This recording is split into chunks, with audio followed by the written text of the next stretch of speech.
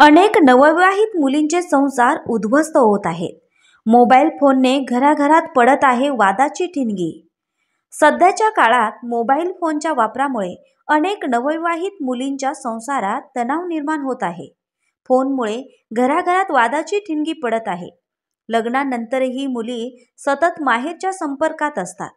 मुलींचे आई वडील, विशेषतः आई, मुलीच्या संसारात हस्तक्षेप करतात। त्यामुळे नवविवाहित मुली नव्या घरात आपले स्थान निर्माण करण्यात अडथळा येतो। परिणामी मुली सासरच्या लोकांशी मनमोकळेपणाने नातं जोडू शकत नाहीत। मोबाईल फोनच्या माध्यमातून मुली दिवसभरात अनेक वेळा आपल्या आईशी बोलत असतात।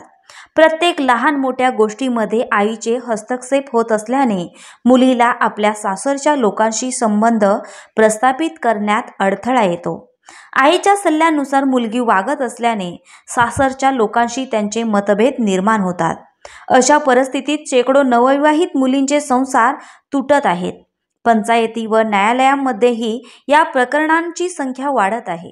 जास्तीत जास्त प्रकरणांमध्ये माहेरच्या लोकांच्या सततच्या हस्तक्षेपामुळे नातेसंबंध तुटल्याचे दिसून येत आहे।